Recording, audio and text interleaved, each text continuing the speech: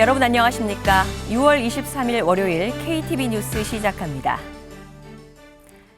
이재명 대통령이 나토 정상회의에 참석하지 않기로 했습니다.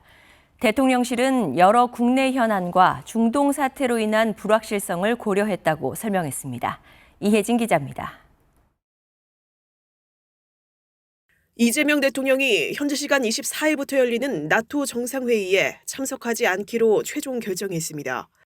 대통령실은 이 대통령이 여러 국내 현안과 중동 사태로 인한 불확실성을 종합 고려해 이런 결정을 내렸다고 밝혔습니다. 이 대통령이 취임 후 산적한 국정 현안에도 나토 참석을 적극적으로 검토해왔지만 이번엔 도저히 직접 참석할 수 없는 상황이라고 판단해 있다는 설명입니다. 우리 정부 다른 인사가 참석할지 여부는 나토 측과 협의할 예정이라고 대통령실은 밝혔습니다. 이 대통령이 이번 나토 정상회의에 참석하지 않기로 결정한 데는 미국의 이란 핵시설 공격에 따른 국제정세 변화가 영향을 미친 걸로 보입니다. 미국은 지난 21일 이란의 핵시설 3곳을 정밀 타격했습니다.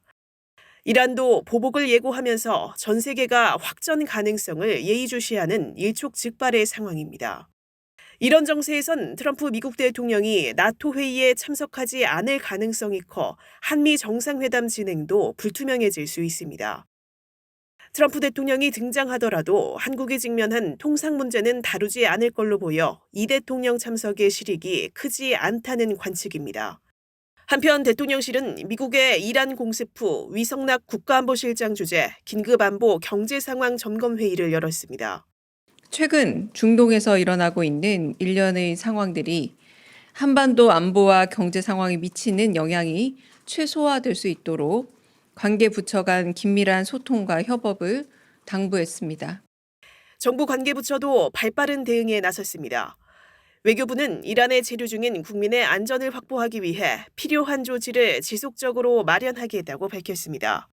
산업통상자원부도 2차 관주제 종합상황점검회의를 열어 중동 인근을 항해 중인 유조선과 LNG 운반선의 정상 운항 여부를 확인했습니다. KTV 이혜진입니다.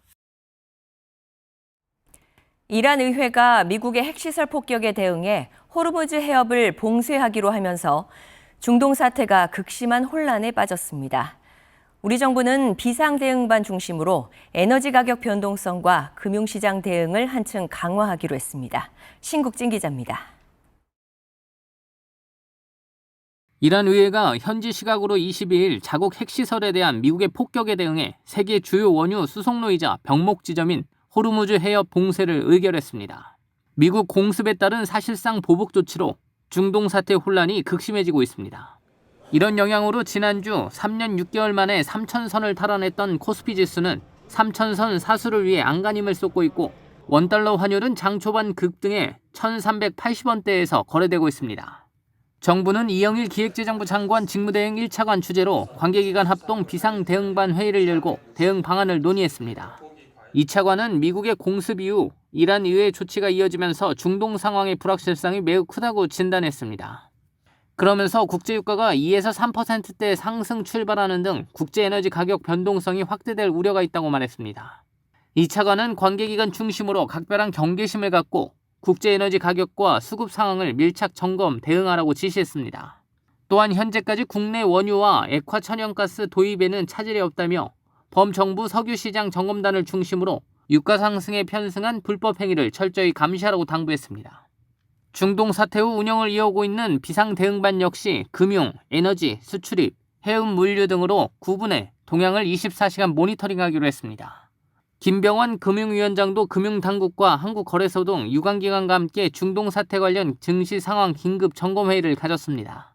김 위원장은 우리 자본시장의 도약은 시장 안정이 그 출발점이자 기본이라며 호르무즈 해협 봉쇄 등 변동성이 급변할 수 있는 만큼 금융당국과 유관기관의 긴밀한 공조체계로 시장 안정에 총력을 당부했습니다. 한국은행은 비상대응 TF 회의를 개최하고 국내외 금융 외환시장 영향을 점검했습니다. 참석자들은 앞으로 이란의 대응 수위에 따라 글로벌 위험 회피 심리가 한층 강화될 수 있다며 24시간 점검 체계를 중심으로 금융 경제 상황을 점검하기로 했습니다. KTV 신국진입니다. 이재명 대통령이 안와르 이브라힘 말레이시아 총리와 취임 후 첫 통화를 했습니다. 양국 정상은 올해 한 말레이시아 자유무역협정 타결을 포함해 무역, 투자, 인프라, 방산 등 많은 분야에서 호혜적 실질 협력이 확대되도록 노력하기로 했습니다. 두 정상은 이와 함께 앞으로 아세안과 에이펙 정상회의 등 다양한 계기를 통해 활발히 교류하고 소통하기로 뜻을 모았습니다. 이재명 대통령이 취임 19일 만에 처음으로 대통령실 수석 보좌관 회의를 주재합니다. 이 대통령은 이번 회의에서 참모진에게 엄중한 국제정세 속 국정 현안을 살피는 일에 만전을 기해달라는 당부를 할 것으로 보입니다. 수석 보좌관 회의는 대통령과 비서실장, 국가안보실장, 수석 비서관 등 대통령을 보좌하는 핵심 참모진이 참석해 주요 안건을 논의하는 회의체입니다.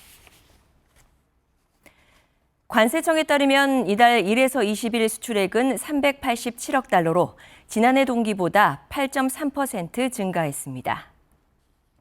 품목별로는 반도체가 21.8%, 선박이 47.9% 늘었고 무선통신기기는 33.1% 줄었습니다. 국가별로는 미국이 4.3%, 대만은 46.3% 각각 증가했고 중국과 베트남은 감소했습니다. 같은 기간 수입은 361억 달러로 5.3% 증가했고 무역 수지는 26억 달러 흑자를 기록했습니다. KTV 뉴스를 마칩니다. 저희는 내일도 국정 소식을 한 걸음 더 빠르게 전해드리겠습니다. 함께해 주신 여러분 고맙습니다.